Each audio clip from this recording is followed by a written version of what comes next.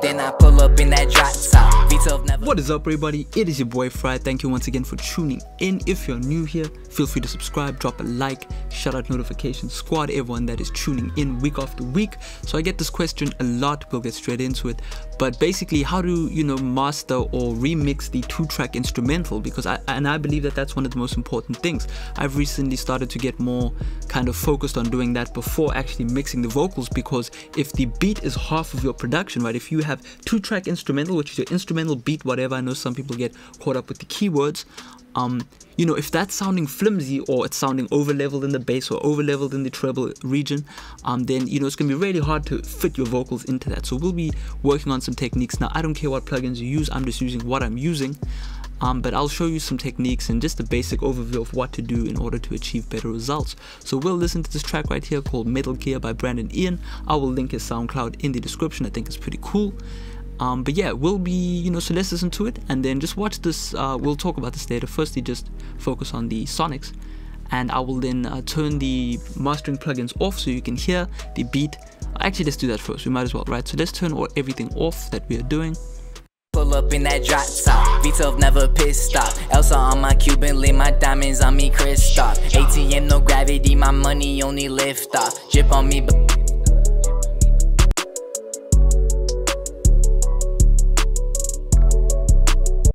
cool, so that's what it sounds like without any processing on it. If we turn the beats processing on, we get a lot more level, obviously, so keep that in mind. But we're getting a nice kind of balance between the bass and the treble.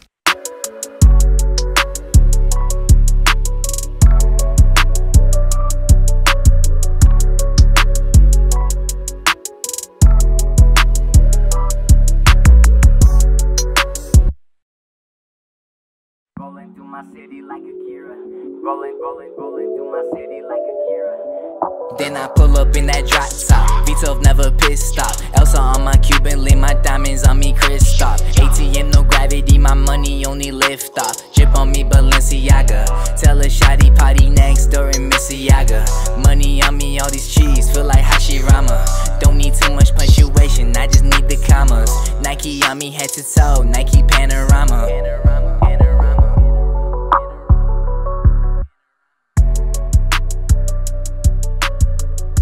You know what I mean? So although we're getting level, which might kind of trick your ear a little bit, we are getting that snare to pop a lot more. We're getting that bass a bit more tamed and leveled, focused, instead of just kind of being too subby. It won't really punch through on a system like a phone or a small PC speaker or something like that. So yeah, let's get straight into it. So I'll just put the vocals back, and I'll kind of just get back to where I was. I did kind of drop it in a bit early.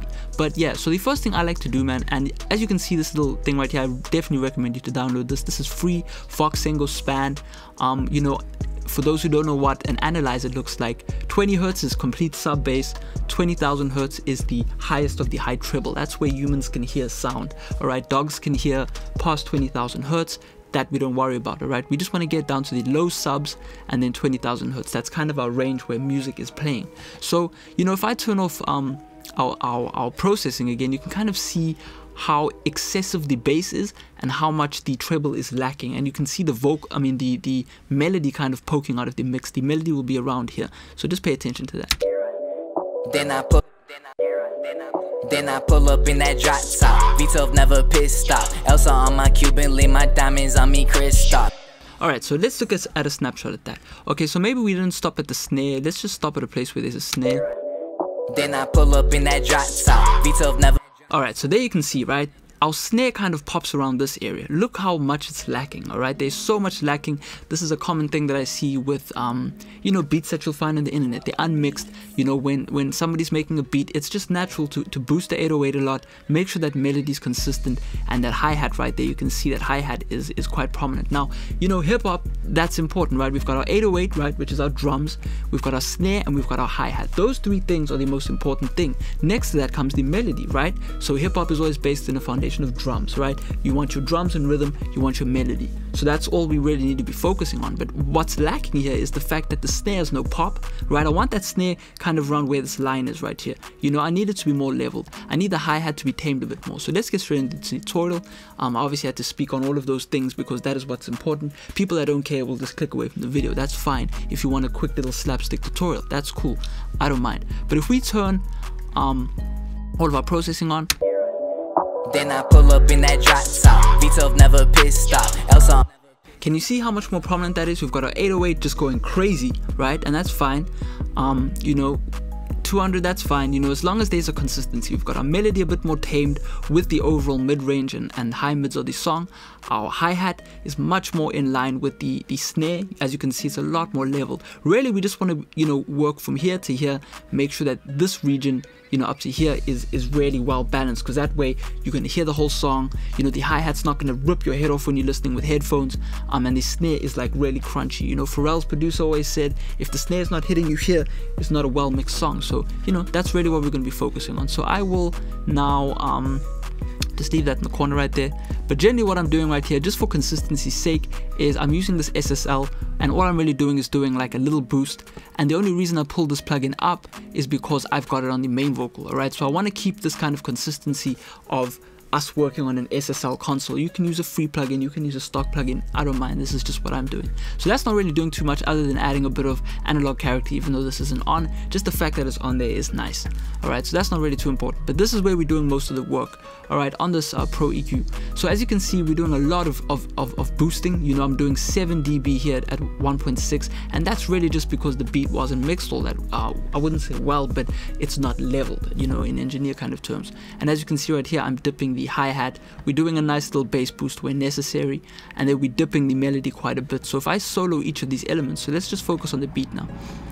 Let's actually keep the whole thing in mind, because I think it's important for you to know that vocals are gonna, you want vocals to be on your rap beat, right? You want to sell 1 million records. You're not just gonna sell, I mean, you could, you know, Cash Money Ape, you can do that, sell a whole lot of records or a whole lot of you know, leases or whatever you want to call it, with, you know, without vocals. But anyway, so let's solo the parts of the beat. Pull up in that drop top. V12 never pissed off. Elsa on my Cuban link, my diamonds on me Christoph. ATM, no gravity. You know, that's just really adding that like knock right there. So if and as you can see, I've turned the bass down as well, right? So I've turned the whole bass region down, but then, you know, what is the word, emphasized a certain region of the beat. So I only want that knock, you know. Everything under that round here is really just making the speaker tired at subharmonic frequencies, and it was too much anyway. So if I turn that off, you can kind of hear. Pull up in that drop top. V12 never pissed off. Elsa on my Cuban link, my diamond. You know what I mean? We suddenly get this like, you know, kick-ass sound. So that's cool. This was just the, you know, that's fine. I'll just leave that. All I really did was turn on the bass. We can skip that. But over here is where our melody is, right? So if I solo this melody. Pull up in that drop top. V12 never pissed off. Elsa on my Cuban link, my diamonds on me Christoph. ATM, no gravity, my money only lift off. Chip on me Balenci. You see what happens, right? When the melody is too prominent, what's happening is the vocal's not able to be intelligible anymore, alright? So that's what we're doing right there. It's just making sure, and you know, the level of the what do I call it, the melody, I guess, was just in a bit too much excess. So if I turn this off right here, you can kind of see how crazy it goes in this analyzer. Pull up in that drop top. Oops, let's just turn off the hold function. Pull up in that drop top. V12 never pissed off. Elsa on my Cuban link, my diamonds on me Christoph. ATM, no gravity, my money only lift off. Chip on me. You know, we have to sacrifice something, alright? We can't just have crazy melody and crazy vocal, alright? Think of it kind of in a space, you know? You wouldn't want the keyboard player playing really loud and then the vocalist trying to fight the keyboard player. You want everything to work in harmony, alright? Next thing right here, which I've spoken on, is the snare. So let's just kind of focus on the snap of the snare. Pull up in that drop top. V12 never pissed off. Elsa on my Cuban link, my diamonds on me Christoph. ATM, no gravity, my money only lift. So if we turn that off, pull up in that drop top. V12 never pissed off. Elsa on my Cuban link, my diamonds on me Christoph. You know, the vocal, I mean, the beat just doesn't sound snappy. The vocal is fine, right? Because the vocal can always do it at a bit more space, but we really want that snap, hip-hop snap right there. So we're doing a crazy boost. This won't work in every situation, but it'll work as much as the beat needs. So always apply these techniques to what your needs are within the current moment. You know, you might have a beat that's too trebly, so you might end up turning it down. All right, you know, it's just really the situation we're in. But if you listen, pull up in that drop top, V12 never pissed off. Elsa on my Cuban link, my diamonds on me Kristoff. ATM no gravity, my money only lift off. Drip on me Balenciaga, tell a shawty party next door in Mississauga. Money on me, all these cheese, feel like Hashirama. Crazy, all right, really cool tips and tricks. So the last thing right here is just that hi-hat, man. That hi-hat was really just going way too crazy. So if I turn that off, pull up in that drop top, V12 never pissed off. Elsa on my Cuban link, my diamonds on me Kristoff. ATM no gravity, my money only lift off. Drip on me Balenciaga, tell a shawty party next. so that's all we're really doing, man. The EQ done, all right? That tip should carry you through everything now, all right? Because that's some major keys. Now the next thing I did right here, which is another major key, I was listening to some Rich the Kid, and there was a section of the Rich the Kid song where there was just a beat. So what I decided to do was go into this isotope right here. Unfortunately, this isn't this is only provided in the advanced, so you will have to use the advanced. I know T-Rex have a similar plugin that kind of analyzes. You could also use the Fruity EQ-UO as well, which does something similar. You just need to press the analyze button, my bad. But essentially what I'm doing is I'm stealing the frequency curve from this Rich the Kid beat, right? So that's where our target curve is. As you can see, the hi-hat pops up around there, and then I matched it to what I had done, right? So we can kind of see the melody is going a bit crazy still. The hi-hat's still a bit excessive, but it's not too bad away from what that curve looks like, all right? We can see the sub bass is very similar. My one kind of has a roll-off. That's fine, all right? So what we do is we analyze the Rich the Kid song, and then I analyze my track, and then what you can do is you can actually change the amount, right? So you can adjust your beat to kind of match that other song. This doesn't really do too much. You can just see I'm doing 25%, but that's just helping pull out the melody and the snare a bit more, kind of getting rid of a bit more of that melody, right? So if a robot is doing essentially what I did before even pulling up this robot technique of mixing, we kind of got the same idea, you know what I mean? I've mixed the bass fairly well. It kind of wants to make up for a bit of the sub, which was never there, so that's fine. But yeah, that's essentially all I'm doing. That's just another trick. This doesn't do too much of a difference. Pull up in that drop top, V12 never pissed off. Pull up in that drop top, V12 never pissed off. But it does kind of, you know, add and cut the elements that kind of give it that 3D boost, you know what I mean? Essentially, I think around this area is where it's adding that kind of 3D nice flatness to the song. So that's what I'm doing right there, just to kind of make up for what I cannot hear. Next thing I do right here, which is a really important trick when mixing two tracks, is just I think I've done it overboard, but that's fine, right? I referenced the Future record as well, and that 808 was really hitting well.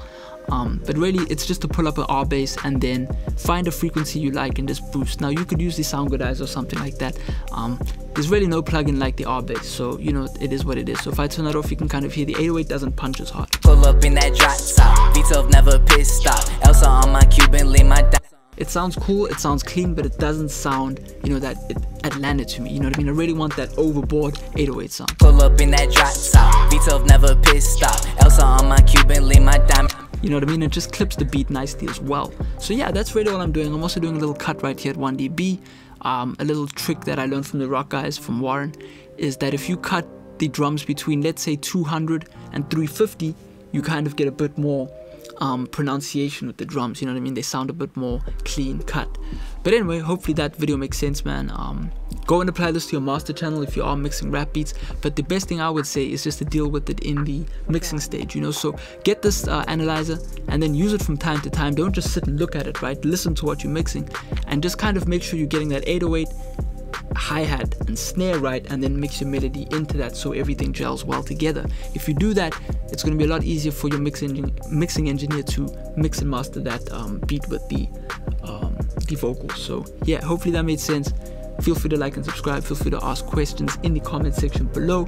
Shout out to everyone for the consistent support. I'll check you out in the next video. Peace.